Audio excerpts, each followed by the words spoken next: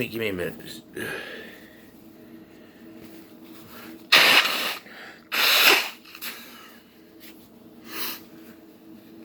Just a moment. I'm a man, and I can, with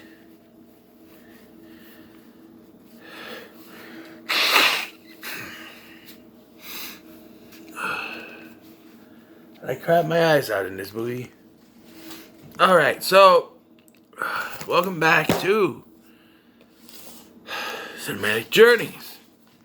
We are talking about today, if we can get to stay up there, The Bucket List, released in 2007 with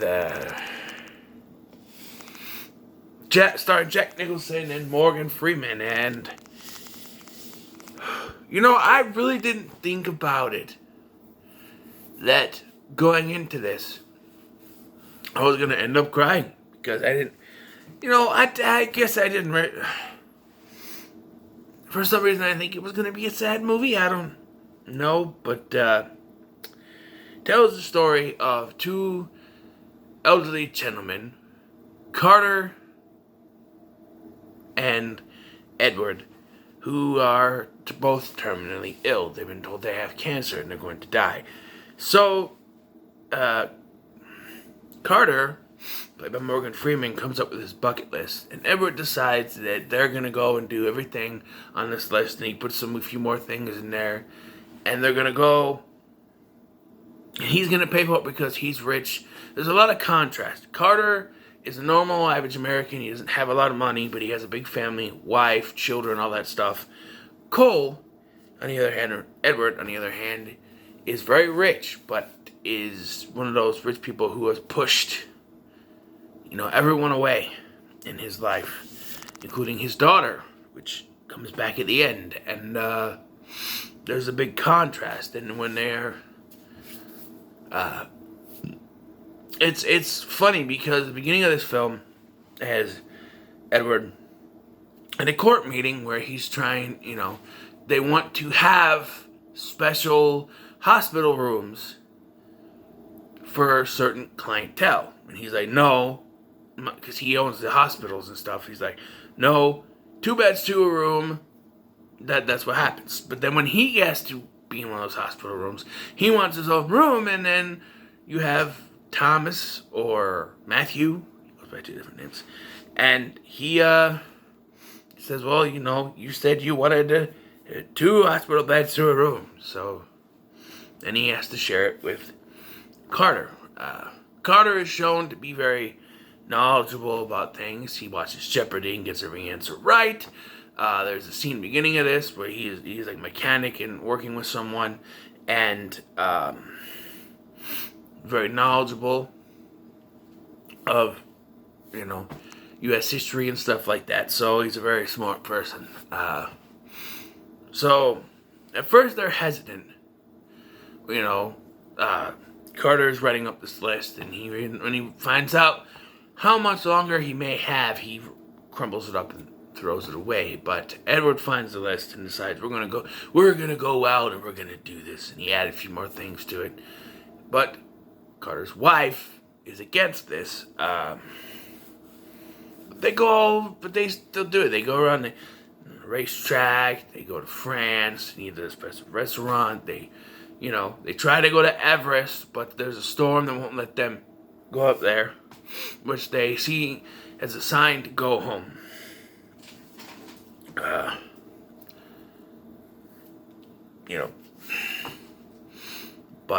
Or at least Edward sees it as a sign to go home, but Carter wants to keep going, even though Carter's had some problems where his catheter that he's got kind of went, and there's blood all over his shirt and everything, but he's sort of fine. At the restaurant,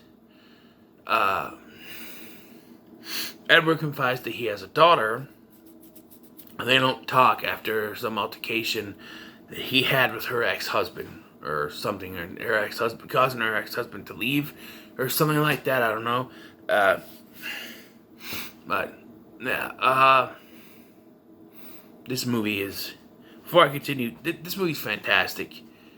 I thought that there was a point in the film that I thought was going to deteriorate my experience, but really, it's handled so well. Like it's a cliche of these kinds of drama movies where you have the two characters that hang out for the entire movie, then they have an argument and they split up only to get back together. But the way it's handled, and it subverts your expectations from the beginning of the film. And Morgan Freeman, of course, is the one narrating the film. So you think, at some point, because he's narrating and he's talking about Edward Cole. So you think Edward's going to be the one to die. And, Carter's going to be the one that keeps his life, moves on, which would be sort of dark, especially the way I thought they were going with this. So, after they return from their trip, so they're on their trip, and a woman approaches Carter at the bar, and they start talking, they make a connection, and she offers, I have a room. He's like, that's nice. He implies that he's married and can't do it, but then he realizes that it's,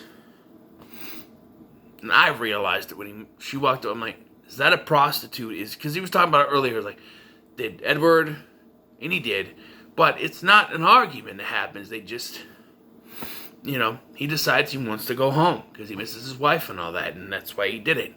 And so they do, and,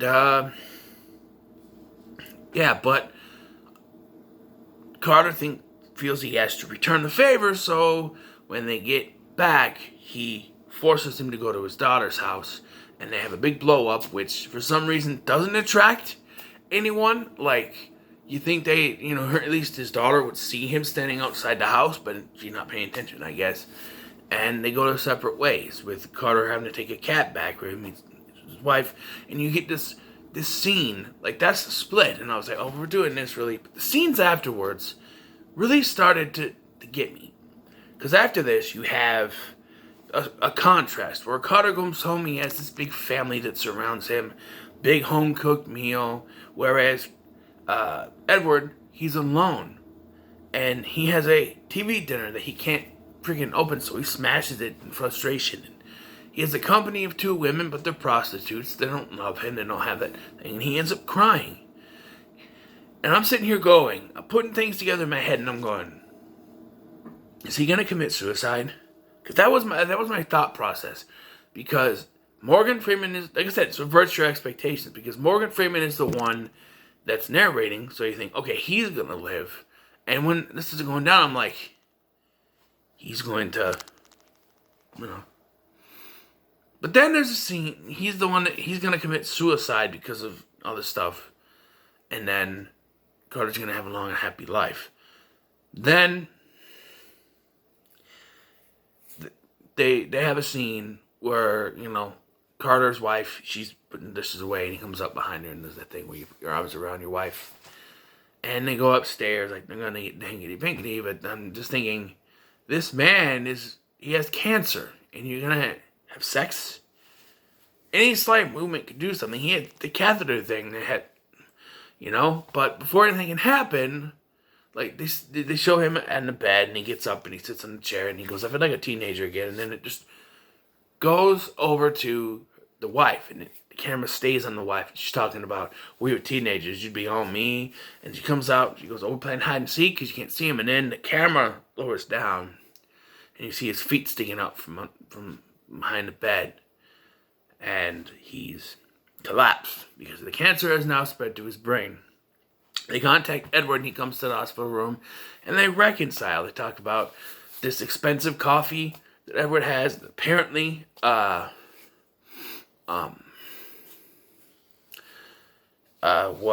is made by having cats eat the berries with the beans, and I always thought beans went in the pot, and then shit them out, and then they process it into the coffee, and he's like, you're shitting me. He's like, cats beat me to it, and they laughed, and it ticks off one of the boxes, because there's one of the ones that's mentioned earlier, which is laugh until I cry.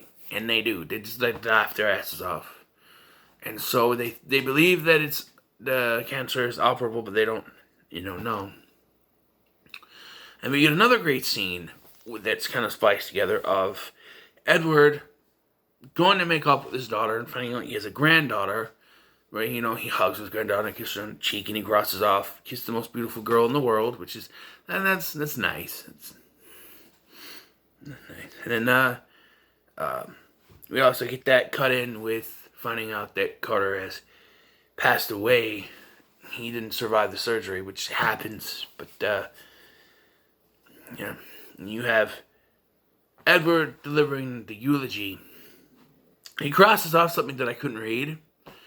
But he says that it may sound selfish, but the last 3 months of Carter's life were the best 3 months of his life.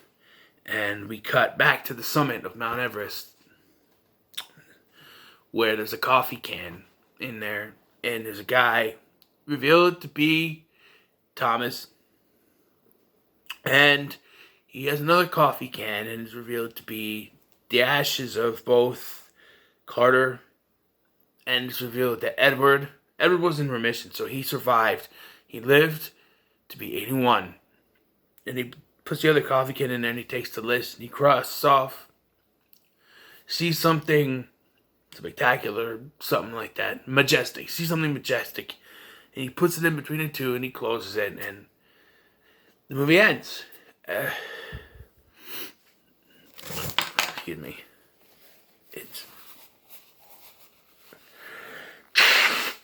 So I don't normally cry on camera, but that ending got me. It really did.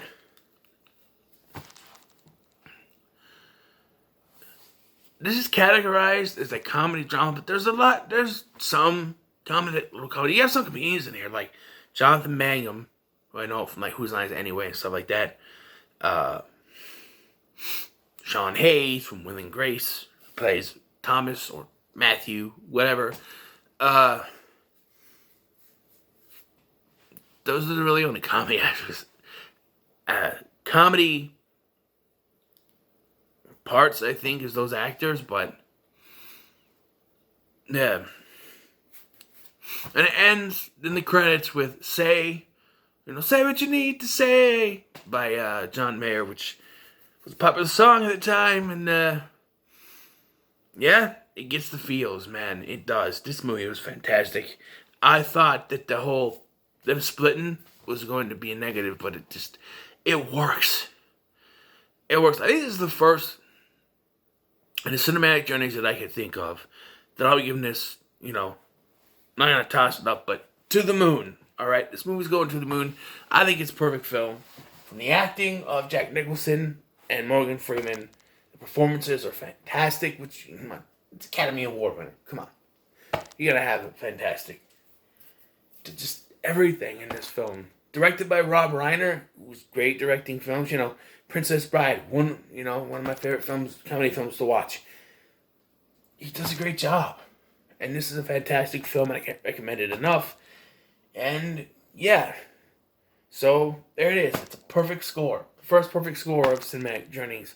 Now, contrast that with my next movie, which is Cabin Fever, which is going to be in Eli Roth, Rob Reiner, not even on the same level, but, yeah, it's, I recommend this movie, and I'm absolutely going to try to find this on Blu-ray, because it begs to be watched in HD, I guess. I would love... It's not something I'd rewatch every day, but,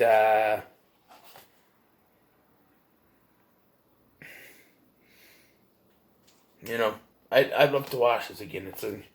It's a crying movie, so bring your tissues, people. But, put it back up. But, yeah, so what are your thoughts on the bucket list? Let me know in the comments below. And yes, I know you didn't think a movie called The Bucket List was going to make you cry. No, I really didn't. I didn't expect anything. But, yeah, so make sure to like, share, and subscribe. Thanks for watching. I've been Scotty, and I'll see you in the next one.